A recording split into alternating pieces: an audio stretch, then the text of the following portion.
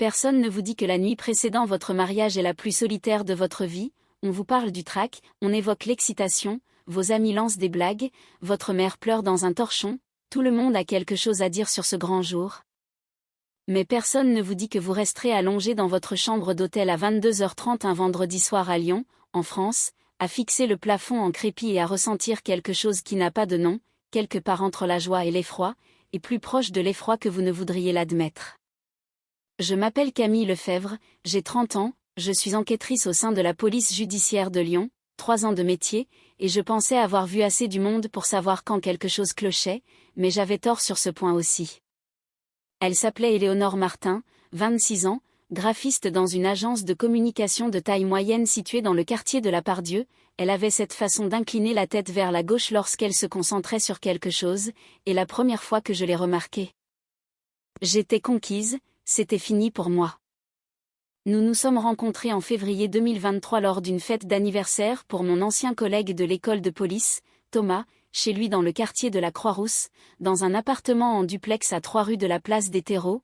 Thomas avait décoré son jardin avec des guirlandes, une glacière pleine de bière, et assez de salade de pommes de terre de sa femme pour nourrir tout un régiment. J'étais debout près de la clôture avec un verre que je n'avais pas touché quand Éléonore est arrivée et a dit sans aucune introduction, « Tu as l'air de quelqu'un qui fait des calculs. » Manteau en pleine fête, c'est soit très impressionnant, soit très triste. Je l'ai regardé, quel calcul? À toi de me le dire, j'ai ri et c'était parti. Nous sommes sortis ensemble pendant 14 mois de dîner dans une pizzeria du Vieux-Lyon, de samedi matin au parc de la Tête d'Or, d'elle s'endormant sur mon canapé avec les jambes repliées sous elle. Un dossier de création sur son ordinateur portable et un paquet de gâteaux entamés à côté d'elle, 14 mois à l'entendre rire trop fort devant des films médiocres sans jamais s'en excuser, 14 mois où j'ai su, avec cette certitude inexplicable, que c'était la personne de ma vie. Je l'ai demandé en mariage le 12 avril 2024 au belvédère du Mont Pilat, à environ 1 heure de route de Lyon.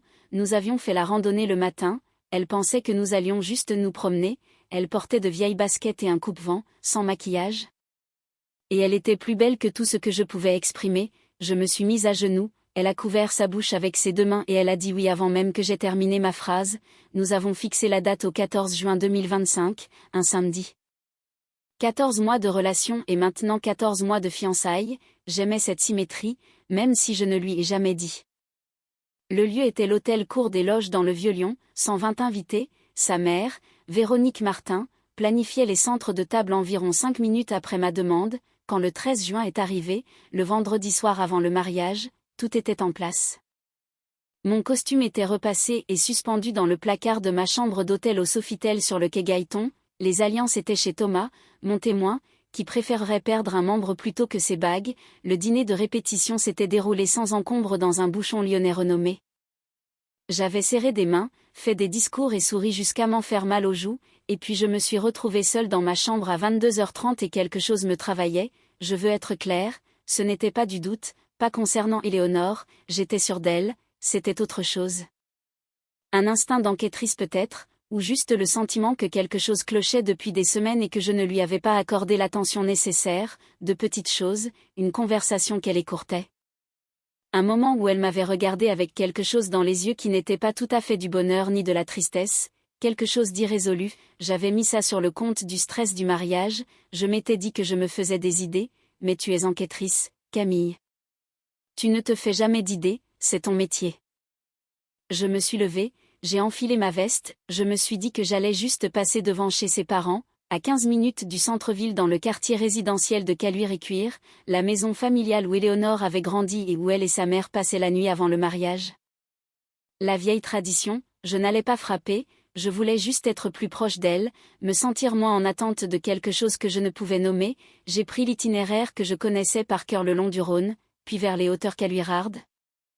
La maison était une bâtisse bourgeoise avec des volets gris, un cerisier dans le jardin que Véronique arrosait comme un membre de la famille. Les lumières du salon étaient allumées, celles à l'étage dans l'ancienne chambre d'Éléonore aussi. Je me suis garée, j'ai attendu un instant. Rentre chez toi, Camille, tu la verras demain. J'ai failli, le moteur tournait, et puis je marchais sur le perron, doucement parce qu'il était tard et que je ne voulais effrayer personne, juste frapper doucement, voir si elle était réveillée, lui dire que je l'aimais, et repartir. Je n'ai jamais frappé, j'étais à 1 mètre de la porte quand j'ai entendu sa voix, puis celle de sa mère, et celle de son père, Bernard Martin, un homme que je respectais énormément, un ancien professeur de lycée qui entraînait le club de rugby local le samedi. Sa voix était basse. Sérieuse comme je ne l'avais jamais entendue, je suis restée immobile sur le porche. Ce que j'ai entendu à travers cette porte, je dois reprendre mon souffle avant de vous le dire. Éléonore pleurait, pas les pleurs silencieux, mais ceux qui viennent de loin. Ce genre de pleurs contenus trop longtemps, sa mère disait, « Mon bébé, tu dois lui dire, tu ne peux pas emmener ça dans un mariage », et Éléonore disait à travers ses larmes, « Maman, je ne peux pas, je vais la perdre, elle va penser que je suis abîmée, elle va partir, maman. » Ça fait 4 mois que j'essaie de trouver comment dire ça, je ne sais pas comment. La voix de son père, prudente et posée, « Tu le dis comme tu nous l'as dit, tu t'assois avec elle et tu lui dis la vérité, elle mérite la vérité, ma chérie, c'est une flic, papa, elle pense d'une certaine façon. Elle va analyser qui, comment, pourquoi, et elle va me regarder différemment, je sais qu'elle le fera, tu ne le sais pas, si, je le sais. » Je ne respirais plus, j'étais sur un perron à Caluire et je ne respirais plus, et puis Éléonore a dit, ce qui m'est arrivé, ce que cet homme m'a fait. Ce n'était pas ma faute, je le sais, mais la chose qu'il m'a donnée, je dois vivre avec chaque jour, et maintenant Camille doit le savoir, et elle ne voudra peut-être plus de moi, et je ne sais pas comment, elle s'est arrêtée, elle ne pouvait pas finir. Sa mère a dit doucement, le médecin dit que ça se gère, ça ne doit pas définir ta vie, ça l'a défini déjà. Depuis 18 mois, ça l'a défini déjà. Je me suis assise sur la marche, je ne suis pas sûre d'avoir pris une décision, mes jambes ont juste arrêté de fonctionner. Je me suis assise là pendant ce qui a semblé durer une éternité et j'ai écouté la femme que j'allais épouser pleurer derrière une porte au sujet de quelque chose qui lui avait été infligé, à elle, pas par elle, qu'elle portait seule. Je dois m'arrêter un instant car je veux être honnête sur ce qui a traversé mon esprit dans ces premières minutes, c'était de la colère, pas envers elle, mais envers celui qui lui avait fait ça, une fureur professionnelle, froide et propre, celle que je connais dans mon travail.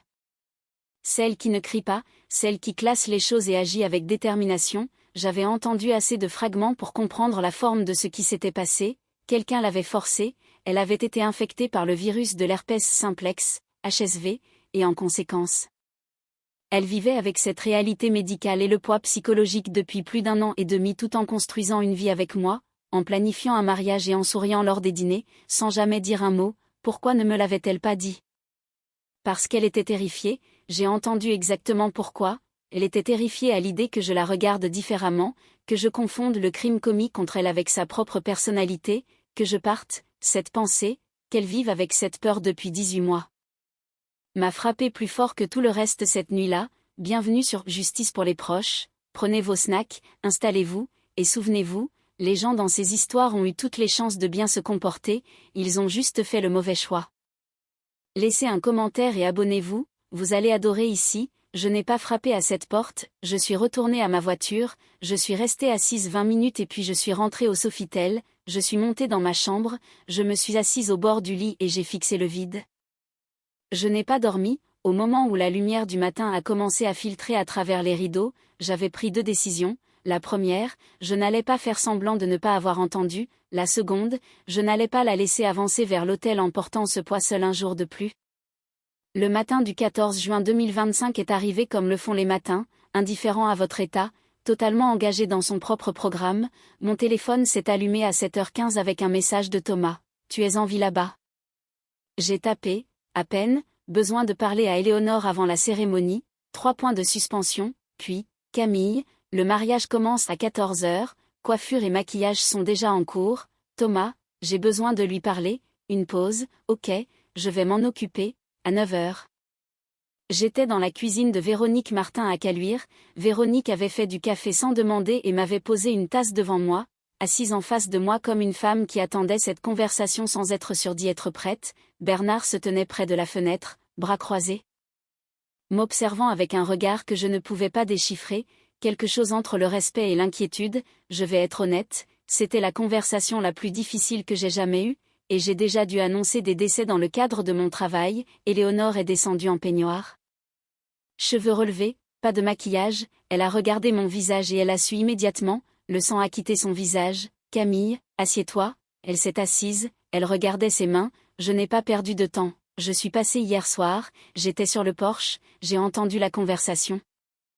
Le silence qui a envahi cette cuisine était énorme, sa mère a fermé les yeux, son père n'a pas bougé, Éléonore m'a regardé, ses yeux se remplissaient déjà. Combien as-tu entendu?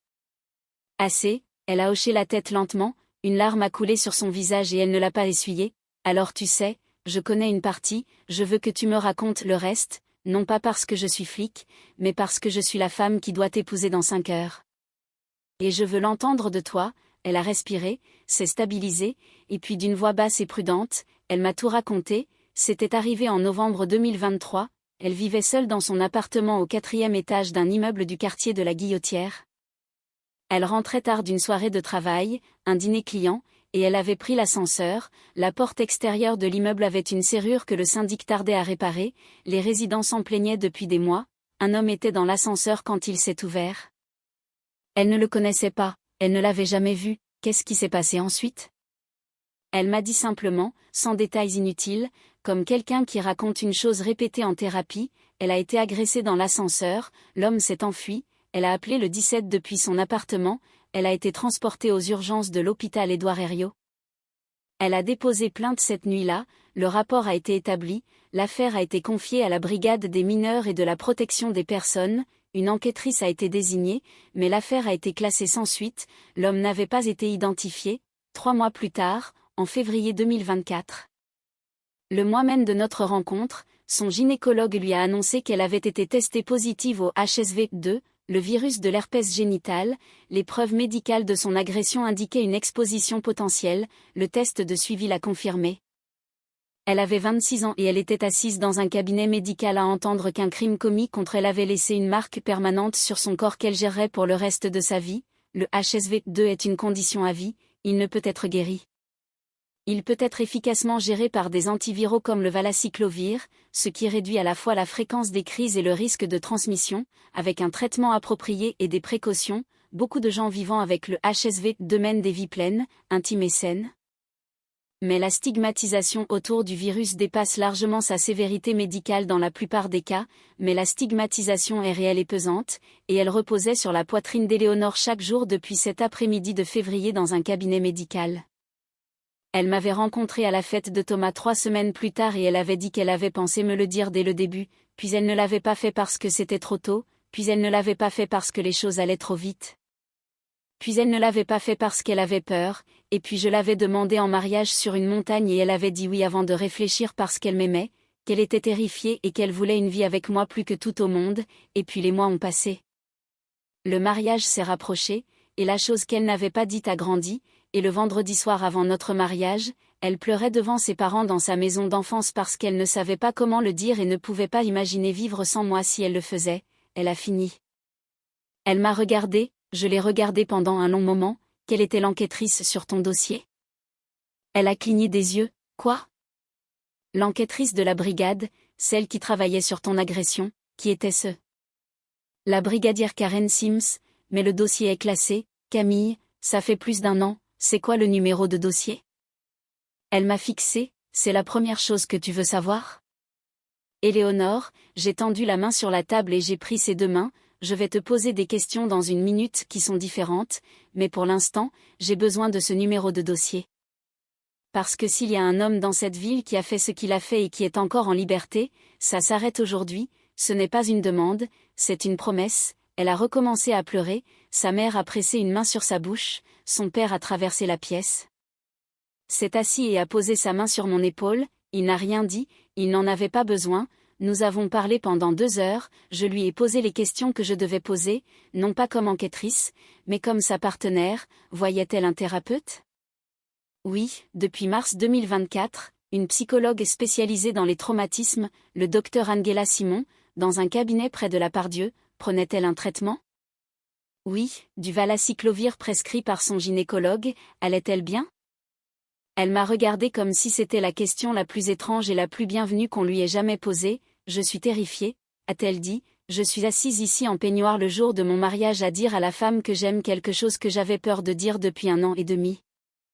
Je ne sais pas si je vais bien, je ne sais pas ce qui arrive maintenant. Je l'ai regardé un instant. Ce qui arrive maintenant, c'est que je retourne à l'hôtel, je mets mon costume, et à 14 heures, Tu marcheras dans l'allée à l'hôtel Cour des Loges et je serai là à t'attendre. Elle est restée immobile. Tu le veux toujours? J'étais sur une montagne en avril dernier et je t'ai demandé de m'épouser parce que je savais, je sais toujours, ce qui t'est arrivé avant que je te rencontre ne change rien à ce que je sais. Elle a mis son visage dans ses mains et a pleuré d'une façon totalement différente de celle que j'avais entendue à travers la porte la veille. C'était de la peur, ceci était un soulagement, je l'ai laissé pleurer, j'ai tenu ses mains et j'ai dit très clairement, doucement mais sans équivoque, que ce n'était pas la fin de la conversation, qu'il y avait des choses à régler correctement, avec son médecin et sa thérapeute, avec une honnêteté totale entre nous, qu'un mariage ne pouvait pas se construire sur un tel secret et qu'à partir d'aujourd'hui, il n'y aurait plus aucun secret. Elle a hoché la tête, je sais, j'aurais dû te le dire beaucoup plus tôt, j'avais juste trop peur de te perdre, tu ne vas pas me perdre, mais Éléonore, tu dois me faire confiance avec les choses difficiles, c'est littéralement pour ça que je suis là. Son père a fait un son qui pouvait être un rire ou un raclement de gorge très agressif, j'ai choisi de ne pas enquêter, je suis retournée au Sofitel, j'ai appelé Thomas depuis la voiture, le mariage est toujours maintenu? A-t-il demandé immédiatement, oui, mais j'ai besoin que tu fasses quelque chose cet après-midi avant la cérémonie, dis-moi, cherche un dossier de la PJ pour moi, la brigadière Karen Sims, je t'envoie le numéro par message, longue pause, Camille, Thomas, oui, ok. La cérémonie était à 14 heures, dans la grande salle de l'hôtel Cour des Loges, 120 invités, les centres de table de Véronique étaient exactement comme elle les avait imaginés, le quatuor à cordes a joué le canon de Pachelbel pendant qu'Éléonore descendait l'allée au bras de son père. Elle portait une robe en dentelle ivoire, ses cheveux étaient relevés, elle avait pleuré une heure auparavant et on ne l'aurait jamais deviné. Quand Bernard a placé sa main dans la mienne, il l'a tenue une seconde de plus que nécessaire, je l'ai regardé, il m'a fait un petit signe de tête. Je la protège, disait ce signe, je sais, a répondu le mien, l'officiant, notre pasteur de la paroisse où la famille d'Éléonore était membre depuis 20 ans, nous a guidés à travers des vœux que j'avais écrits moi-même et que j'ai failli ne pas réussir à terminer, non pas parce que j'étais triste, mais parce que je pensais chaque mot si fort qu'ils étaient presque trop gros pour ma bouche. Quand il nous a prononcé épouse et épouse, Éléonore a pressé son front contre le mien avant que je puisse l'embrasser. Elle a murmuré quelque chose que je ne répéterai pas ici car certaines choses n'appartiennent qu'aux deux personnes présentes, puis elle a ri de ce rire trop fort que j'avais aimé dès le début, j'ai embrassé ma femme, nous ne sommes pas partis en lune de miel immédiatement. La croisière de 7 jours que nous avions réservée entre Marseille et les îles Baléares au départ du port de Marseille le 16 juin a été reportée, Éléonore a appelé l'agence, j'ai appelé ma supérieure, personne n'a posé trop de questions, Thomas, qui connaissait la situation sans en connaître les détails, m'a couverte au travail avec la discrétion d'un homme qui comprend la loyauté, la raison pour laquelle nous sommes restés, le numéro de dossier qu'Éléonore m'avait donné, PJ Lyon, dossier numéro 2023 SPP 4871. Affecté à la brigadière Karen Sims, police judiciaire de Lyon, basée au commissariat central sur le quai aux Gagneurs, je suis allé là-bas le lundi 16 juin, le lendemain de mon mariage, en tenue civile avec ma plaque dans ma poche et la permission de ma femme de faire ce que je fais. Karen Sims était une vétérane de 14 ans de la police, une femme compacte dans la quarantaine avec des cheveux courts et des lunettes de lecture sur le dessus de la tête, elle m'a regardé par-dessus son bureau et a dit « Tu es l'épouse, je suis l'épouse », elle m'a dit que tu passerais. Elle m'a appelé ce matin, alors tu sais pourquoi je suis là. Karen a ouvert un tiroir et a sorti un dossier plus épais que ce que j'espérais, l'affaire avait été classée en janvier 2024, images de vidéosurveillance de l'ascenseur. La caméra intérieure avait été désactivée manuellement environ 48 heures avant l'incident, quiconque c'était, il connaissait l'immeuble, j'ai senti cela se figer dans ma poitrine, donc ce n'était pas aléatoire? Presque certainement pas, mais nous n'avions pas de correspondance ADN dans la base de données, pas de témoins, les dysfonctionnements de la porte extérieure avaient été signalés par 12 résidents différents, le syndic avait essentiellement créé une vulnérabilité d'accès et l'avait ignoré. Qu'en est-il du personnel de gestion de l'immeuble? Quelqu'un avec un accès par badge qui connaîtrait la situation des caméras? Karen m'a regardé par-dessus ses lunettes, tu veux consulter, Lefebvre? Je veux clore cette affaire, elle a soutenu mon regard un moment, puis elle a glissé le dossier sur le bureau, je ne vais pas vous détailler chaque étape de l'enquête qui a suivi car une partie fait encore l'objet d'un dossier de poursuite active, mais je vais vous dire ce qui s'est passé. L'immeuble de la rue de la Guillotière avait confié son entretien à une société de gestion immobilière nommée Lyon Gestion Résidentielle basée à Vénissieux, l'entreprise employait 23 personnes, en recoupant les registres d'accès par badge, que la société avait initialement prétendu ne pas conserver, mais que leur propre fournisseur informatique avait archivé avec les plannings du personnel pour la semaine de l'incident. Nous avons obtenu 4 noms, 2 ont été immédiatement mis hors de cause. Un était en congé maladie et avait été hors de la région, le 4e était un homme nommé Terry Booth, 34 ans, superviseur de maintenance qui avait desservi l'immeuble d'Éléonore sur un planning rotatif depuis 2 ans, il avait accès par badge à chaque étage. Il avait soumis un ticket de demande d'intervention pour l'ascenseur de l'immeuble d'Éléonore 11 jours avant l'agression, un ticket fermé comme résolu sans ordre de travail correspondant, ce qui signifiait qu'il l'avait utilisé comme prétexte pour documenter sa présence dans le système. Il avait désactivé la caméra de l'ascenseur lui-même, son ADN n'était pas dans la base nationale car il n'avait jamais été arrêté, mais quand la brigade a obtenu un échantillon ADN sur ordonnance judiciaire, basé sur les preuves des badges, les irrégularités de tickets et un conseil d'un ancien collègue qui avait signalé un comportement préoccupant au RH de l'entreprise en 2022 et avait été ignoré, c'était une correspondance avec les preuves médico-légales de l'examen d'Éléonore à l'hôpital Édouard Herriot. Terry Booth a été arrêté le 4 août 2025 à son domicile de Vénissieux par la brigadière Karen Sims et 3 autres officiers. Je n'étais pas présente pour l'arrestation, j'avais été tenue à distance des étapes opérationnelles finales pour des raisons légales. Ce qui était la procédure correcte et que j'ai respectée, non sans mal, il a été inculpé de viol avec violence, d'effraction et d'usage criminel d'un dispositif de destruction pour l'équipement de surveillance désactivé, le parquet de Lyon, sous la direction de la procureure Rebecca Harmon, a déposé les charges. L'avocat de Terry Booth a plaidé non coupable, il est passé en procès en février 2026, le 19 février 2026, après 11 heures de délibération, un jury de 12 personnes a rendu un verdict unanime de culpabilité sur tous les chefs d'accusation. Terry Booth a été condamné à 22 à 28 ans dans le système pénitentiaire français. La juge Patricia Holdan du tribunal judiciaire de Lyon a accepté le verdict et a ordonné son incarcération immédiate. J'étais dans cette salle d'audience. Je suis restée assise au 3e rang en costume à côté de ma femme. Éléonore a tenu ma main et n'a pas fait un bruit quand le verdict a été lu. Ensuite dans le couloir devant la salle 4150, elle a pressé son visage contre mon épaule et est restée là un long moment, je n'ai rien dit. Il n'y avait rien à dire que le moment n'avait déjà dit, je veux vous dire où nous en sommes maintenant parce que c'est là que cette histoire vit vraiment. Éléonore continue de voir le docteur Angela Simon, sa thérapeute, 2 fois par mois.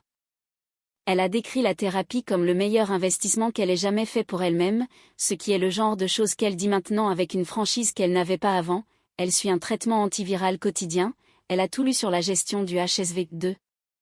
Elle s'est connectée via une communauté de soutien en ligne avec d'autres femmes qui traversent la même réalité, certaines survivantes d'agressions, d'autres non. Elle n'a pas honte, elle a travaillé très dur pour arriver à ce stade de non-honte. Et elle vous dira elle-même que c'est un travail continu, mais elle y arrive. Elle m'a dit une fois après une semaine particulièrement difficile que le pire de ce qui lui était arrivé n'était pas la réalité physique, c'était le silence qu'elle avait construit autour. La façon dont elle s'était convaincue que la vérité lui coûterait tout alors qu'en fait, le secret était ce qui lui coûtait chaque jour de manière invisible. J'aurais aimé te le dire plus tôt, a-t-elle dit, j'aurais aimé aussi, lui ai-je répondu, mais je comprends pourquoi tu ne l'as pas fait. Et je suis là maintenant, c'est tout, vraiment. Il y a une dernière chose que je veux dire et c'est la partie où je sors légèrement de l'histoire pour parler directement à vous parce que cette chaîne est plus que regarder la vie des gens se dérouler.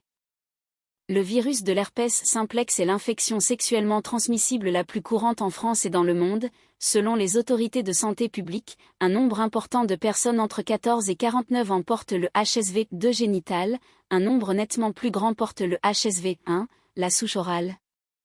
Souvent contractée dans l'enfance, qui peut également être transmise génitalement, la grande majorité des gens qui portent le virus ne le savent pas car la plupart des cas sont asymptomatiques ou produisent des symptômes assez légers pour être écartés comme autre chose.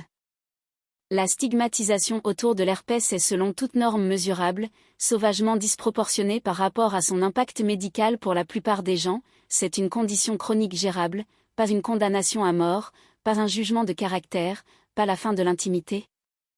De l'amour ou du mariage, les personnes vivant avec le HSV2 qui prennent des antiviraux et pratiquent une communication responsable avec leur partenaire mènent des vies pleines, saines et intimes. Ce qu'Éléonore a vécu en contractant le virus à la suite d'une agression sexuelle n'est pas rare. Le HSV peut être transmis par tout contact sexuel et les survivantes portent souvent le fardeau supplémentaire de gérer une condition acquise sans aucun choix de leur part. Le silence autour de cela est réel, la honte est réelle et il vaut la peine de le dire clairement. La honte appartient au coupable, pas à la survivante. Chaque fois, si vous êtes une survivante portant un secret comme celui qu'Éléonore portait, parlez à quelqu'un, un médecin, un thérapeute, une personne qui vous aime. Le poids de cela seul n'est pas quelque chose que vous devez porter. Et les gens qui vous aiment vraiment ne partiront pas, je veux le dire encore, les gens qui vous aiment vraiment ne partiront pas, et si vous êtes la personne que quelqu'un aime et qu'il vient vers vous avec quelque chose de difficile, soyez le genre de personne qu'il n'avait pas peur de prévenir. C'est tout le métier, vraiment, dans un mariage, dans une amitié, dans une vie. Nous n'avons jamais fait cette croisière entre Marseille et les Baléares, nous l'avons reprogrammée pour octobre 2025 après l'arrestation et nous avons profité des 7 jours complets. Éléonore portait une robe d'été jaune le premier jour à bord et mangeait des beignets sur un marché à Palma comme si elle avait été